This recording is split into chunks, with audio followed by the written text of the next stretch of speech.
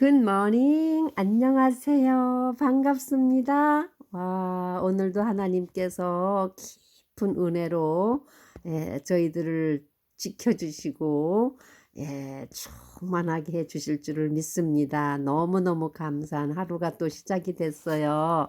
사랑하는 여러분, 저는요. 오늘 무척 바쁜 날, 오늘, 내일, 주일날까지 오늘은 김장 준비를 하기 위해서 교회 김장이에요.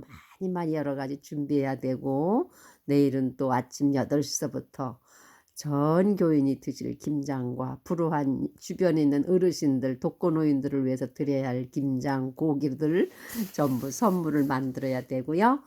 그 다음에 또 주일날은 저희가 친교를 감당해야 하는 저희 조가 당번입니다. 그래서 맛있는 또 음식을 만들어서 온 성도님들을 섬겨야 하는 주일이거든요.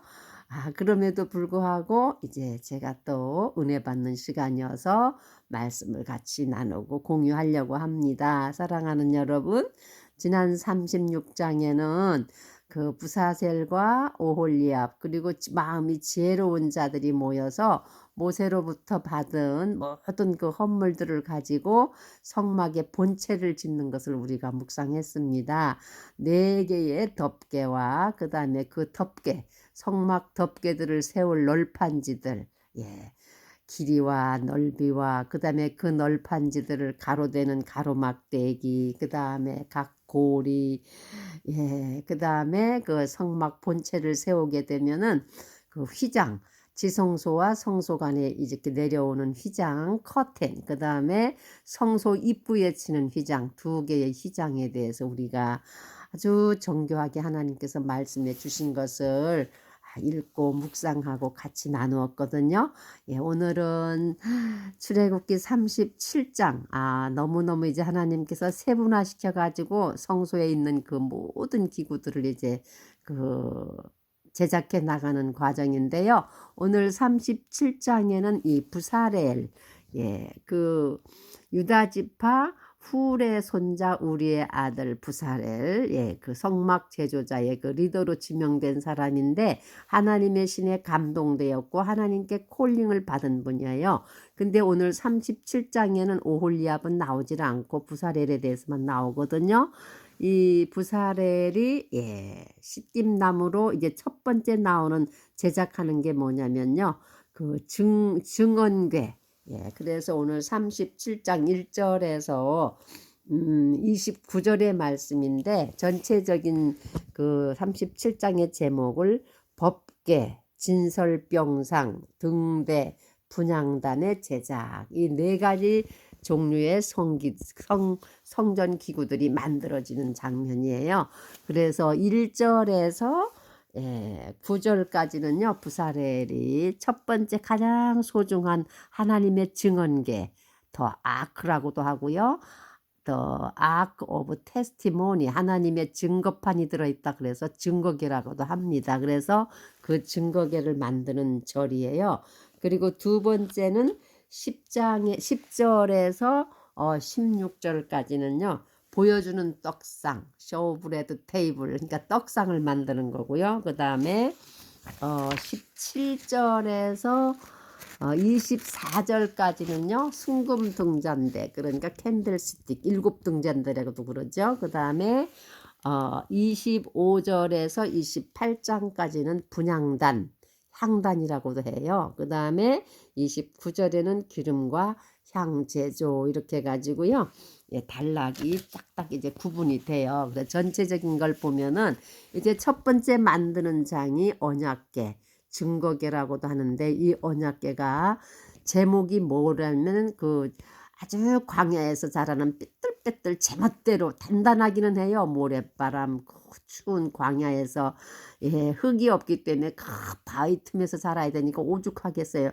바위 틈에 자라는 나무들은요 이렇게 곧게 자라지 않고 아주 그냥 막 모양이 일그러져요. 이렇게 막 우그러지고 그게 특징이더라고요. 근데 산결이 좋고 옥토인 산에는 아주 곱게 자라는 그런 나무들을 볼 수가 있어요. 근데 여기 오늘 그 증거계의 제목은 뭐냐면요. 그 재료가 바로 시띠나무. 그 광야에서 자라는 그 가시나무, 그 시띠나무로 만들라 그랬고요. 그 이제 그 구체적인 길이가 나와요. 길이가 나오는데 길이가 2규빗 반, 넓이가 1규빗 반, 높이가 1규빗 반. 근데 이 시띠나무로 상을 만드는데 그 증거계를 만드는데 안팎으로 금으로 싸라 그래요. 순금으로 입히고요. 그 다음에 돌아가면서 금태를 입히고 금고리 4개를 그 다리 밑에 달아가지고 그 스팀나무로 막대기를 만들어 가지고 그 고리에다가 이제 꿰라 그래요. 왜냐하면은 이 하나님의 그 성물들을 옮길 때는 사람이 손으로 함부로 만지면은 사람이 다치니까 항상 스타브 그 시띠나무로 만든 다음에 그 막대기다 금으로 오버레이 하라 이런 말씀을 볼 수가 있고요. 그 다음에 이 하나님의 증거계 위에는요 또 뚜껑이 있어야 돼. 그 뚜껑이 굉장히 중요한 말을 합니다. 그 뚜껑이 뭐냐면 긍휼의 자리, 영어로는 mercy seat 해가지고 그 긍휼의 자리도 넓이와 폭이 같아요. 그러니까는 그 길이와 폭은 같은데 높이는 위에 뚜껑이니까 나오지를 않아요. 여기 보면은 긍휼의 자리가 보면은 길이가 2규빗 반, 너비가 1규빗 반 이렇게 해서 뚜껑이니까. 그리고 또 이 긍휼의 자리에는 뭐가 특징이냐면요. 그 그룹을 만들어야 돼요. 천사라고 하죠. 순금으로 이거를 잘 두들겨 가지고 그러니까는 기술이 아주 세련된 사람이 아니면 할 수 없는 그런 세공업자라야 돼요. 아마 부사렐은 그러한 정교한 기술이 있었던 분 같아요. 그리고 또 그런 분들을 또 같이 일을 했겠죠. 그래서 그 그룹들을 다 금 하나로다가 이렇게 잘 두들겨서 이쁘게 만들어 가지고 그 긍휼의 자리에다 금을 이렇게 붙이는데 전부가 얼굴을 서로 마주보게 했고 날개를 쫙 펴서 그 속죄소 위를 덮으라고 했습니다. 그래서 왜 이 증거계가 중요하냐면요. 모세가 시내산에서 받은 그 10계명이 이 증거계 안에 보관이 되게 됩니다. 그래서 이 증거계는요. 또 우리가 생각해 보면은 하나님의 말씀이 쉽게 그 돌판이 그 증거계 안에 있는 것처럼 하나님의 말씀이신 I am the word of God 그러니까는 나는 하나님의 말씀이다 그랬고 말씀이 word was come 그러니까 말씀이 이 땅에 왔다 그랬거든요.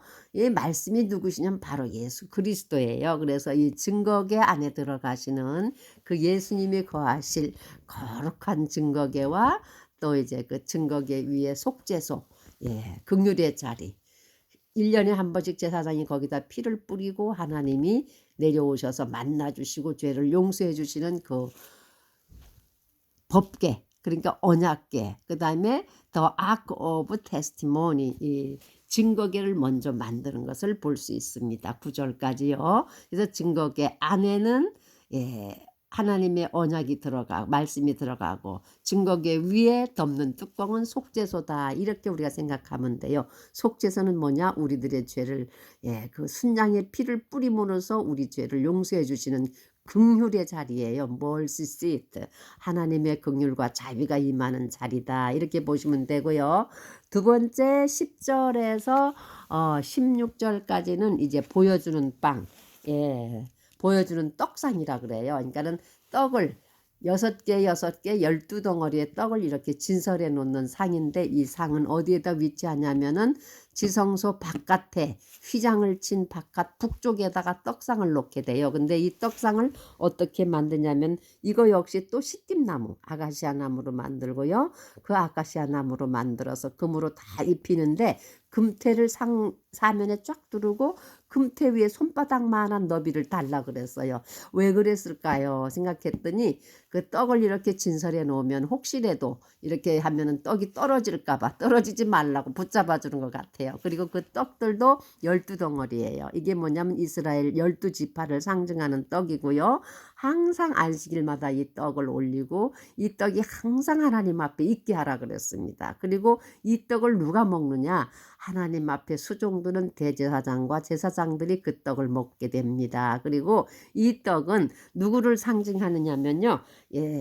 하나님의 말씀으로 이 땅에 오셔서 나는 너희를 위해 주는 생명의 떡이니라 하고 예수님께서 말씀해 주신 예수 그리스도의 몸을 우리가 생각할 수 있습니다. 그리고 이 떡상 또한 떡상만 있는 게 아니라 거기에 또 부속적인 기구들이 있어요. 왜냐하면 접시, 떡을 담을 접시, 그 다음에 스푼, 숟가락, 그 다음에 bowl, 여기에는 뭐 대접이라고 했는데 영어 성경으로는 bowl이라고 그랬더라고. 이렇게 깊은 대접, 그 다음에 그것을 깨끗하게 덮어놓는, 덮개도 다 순금으로 만들라고 16절에 이 말씀이 하고 있고요. 그 다음에 17절에서 24절까지는요 순금 등잔대, 이스라엘 사람들은 이거를 메노라라 그러고요. 우리 요한계시록에는 금촛대라는 말이 나와요. 7개의 금촛대, 이게 캔들 스틱인데 요 금잔대는 스팀나무가 들어가지 않고 순금 덩어리 1달란트를 가지고 전체적인 걸 만들게 됩니다. 왜냐하면 1달란트의 무게가 얼마나 되는가 찾아봤더니요 34kg이래요. 금이 34kg면 굉장한 거죠.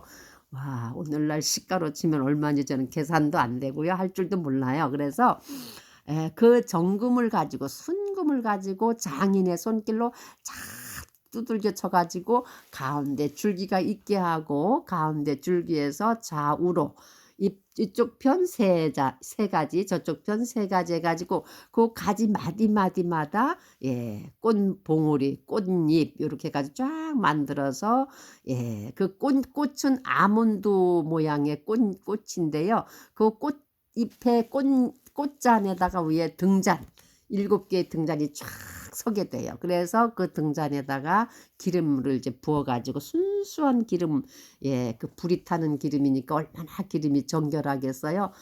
그 출애굽기 전장에 보면은요, 그 순수한 등잔 오일을 만들 때는요, 올리브유를 가지고 만드는데 이렇게 막 맷돌로다가 이렇게 하는 게 아니라 아주 올리브 그 열매만 따가지고서는 돌 절구에다가 잘 쪄서 아무 불순물도 없이 순수한 기름만 흘러나오는 그 기름을 가지고 등잔에다 불을 붙이라는 게 볼 수 있습니다. 그래서 근데 이 7개의 그 금 등잔대는 가운데 축인 등잔이 있고요. 그 다음에 좌우로 3개가 달려 있는데 이것이 무슨 뜻일까 하고 이제 그 찾아보니까요. 중앙에 있는 등잔은 예수 그리스도를 상징하는 등잔이고요.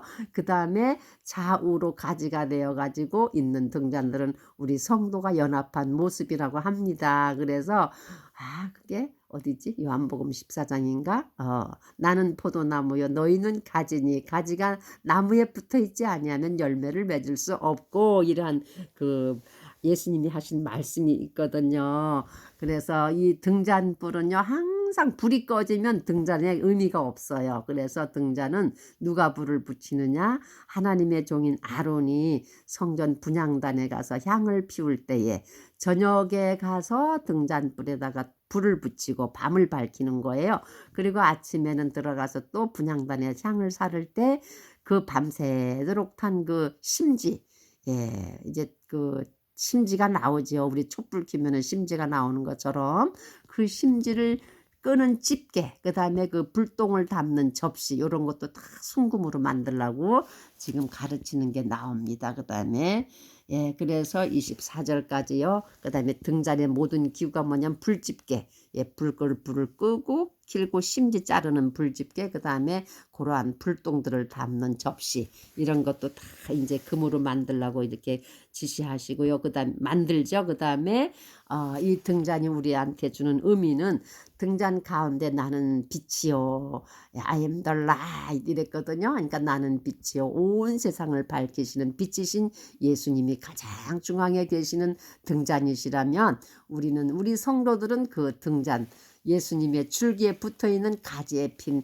살구꽃처럼 그 예수님이 주시는 성령의 기름으로, 기름이 없으면 불을 불을 태울 수가 없죠. 붙일 수가 없는 것처럼 순수한 기름, 성령님께서 우리 가슴에 충만하게 되면은 우리한테도 예수 그리스도의 빛이 같이 이어져서 세상을 밝히는 성도들의 빛이 된답니다. 그래서 이 금잔대에 주시는 그 영적인 거는요. 참 저 같은 사람 이런 말을 한다는 게 참 재밌어요. 예수님이 우리의 가장 빛이 되신 주님이시고 우리는 주님께 붙어있는 가진 작은 빛들입니다.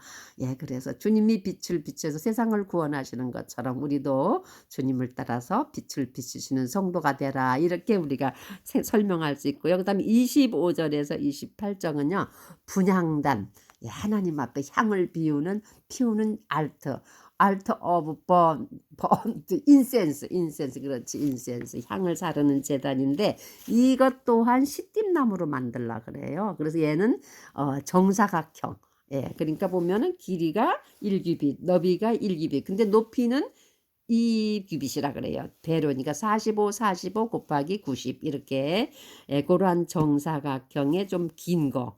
근데 이 분향단에는요 특징이 사방에 뿔이 있다 그랬어요. 이렇게 네 귀퉁이에 뿔을 달고 그 다음에 테를 두르고 밑에는 모든 하나님의 성막에 있는 기구들은요 밑에 다리 위에 고리가 있어요. 그 고리가 금으로 만들고, 왜 고리를 만드느냐면요 이 유목민들인 이스라엘 백성들은 그때그때마다 성막을 이동해야 할 때 사람의 손으로 성막에 있는 모든 기구들을 건드리지 않고 꼭 막대기, 조각목으로 만들어진 금으로 입힌 그 막대를 채워가지고 막대기를 들고 제사장들이 이동하는 걸 볼 수가 있죠. 그래서 여기에 나오는 분향단은 사방 네 귀퉁이에 뿔이 있다. 이 뿔이 무슨 뜻이냐? 하나님의 능력과 하나님의 주권을 상징하는 뿔이랍니다. 그리고 그 분향단 위에는 항상 향이 끊임없이 하나님 앞에 아름다운 향, 그 향의 재료가 뭐냐면요 뭐 소감향, 나감향, 무슨 유향, 그 다음에 풍자향, 이런 향, 그 아름다운 향, 그 약제사들의 제조 방법대로 처방된 그 향이 살라져야 되는데, 그 향은 요한계시록에도 보면 성도들의 기도라고 했어요. 그래서 이 분향단은 하나님 앞에 항상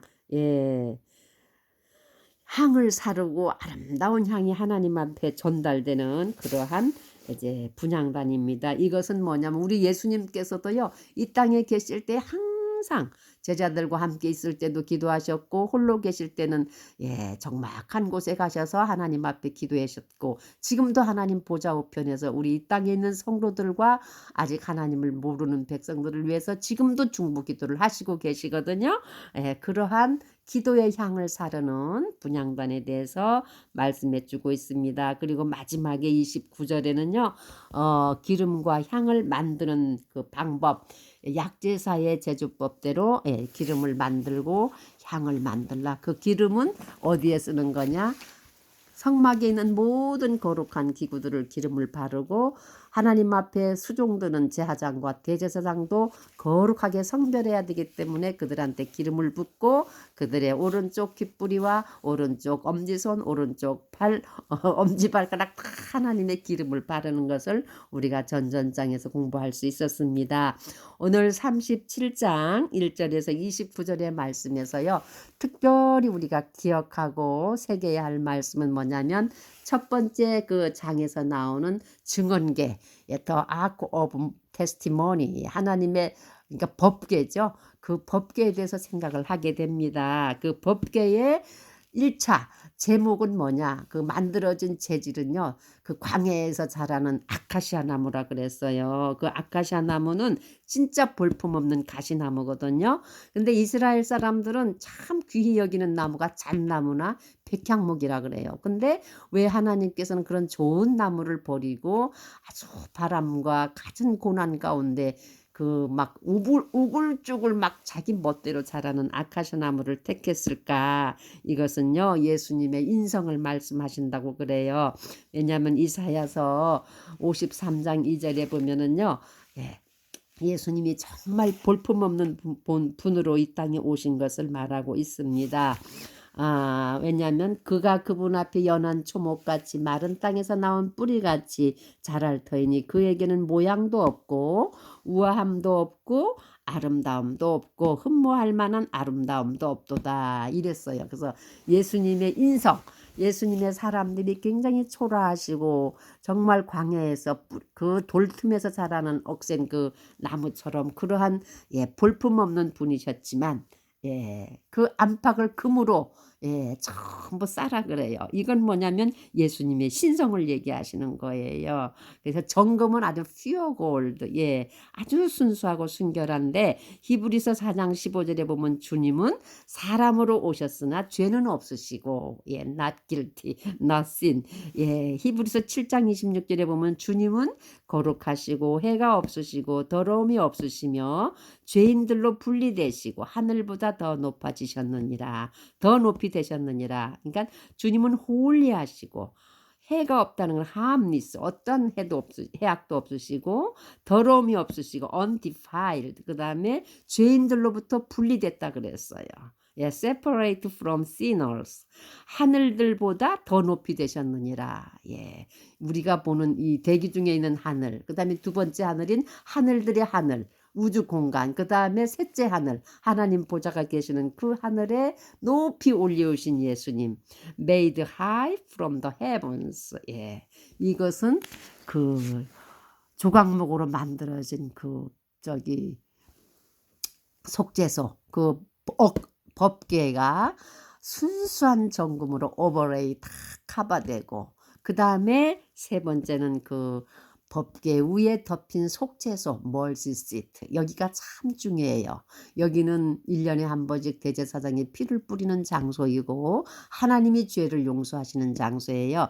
대제사장의 죄도 용서해 주시고 대제사장이 짊어지고 들어간 이스라엘의 모든 죄를 용서하는 은혜의 자리 멀시 시트인데, 이것은 바로 무엇을 말하느냐, 사람은 하나님의 영광을 보면 죽을 수밖에 없지만 우리가 하나님의 영광에 이를 수 있는 길은 그 죄를 용서받아야만 할 수 있는데, 그 속죄소 위에 뿌려지는 어린 순양의 피가 바로 우리의 죄를 위해서 흘려주시는 예수님의 보혈의 피라고 볼 수 있고요. 누구든지 예수님의 보혈의 피가 없이는 결코 하나님 앞에 이를 수 없다는, 그 은혜의 자리에 이를 수 없다는 굉장히 중요한 진실.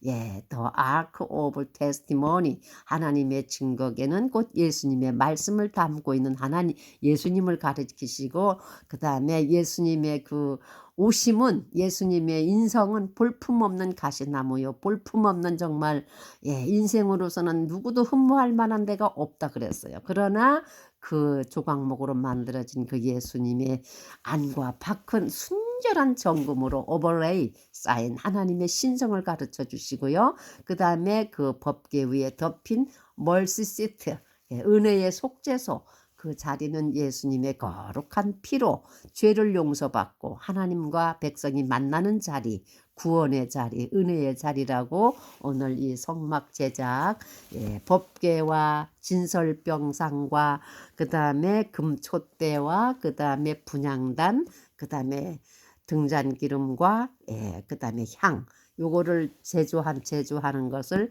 부사레일이라는 하나님께 부름받은 사람을 통해서 만들어지는 과정을 공부하면서요, 우리가 꼭 기억할 것은 하나님의 가장 성막에서 가장 중요한 지성소 안에 계시는 하나님의 언약궤, 바로 예수 그리스도, 말씀이신 예수 그리스도, 그 다음에 그 예수 그리스도의 인성은 볼품없는 조각목으로 만들어진 분이시지만 그 조각목에다가 안팎을 순금 정결하고 순수한 피어 골드로 오버레이한 것은 예수 그리스도의 신성을 가리키는 거고요.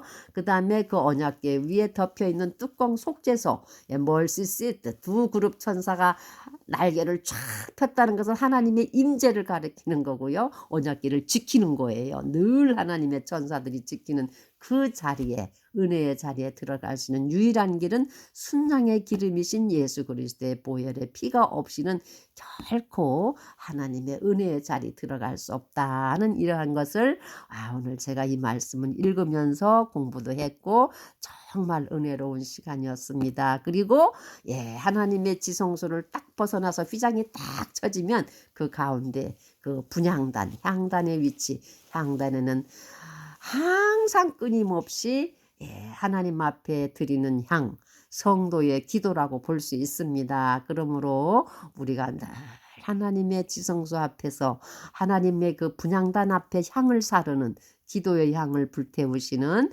저와 여러분이 되시기를 오늘도 우리 주 예수님의 이름으로 축복하며 기도합니다. Have a good day. Have a grace day. 안녕.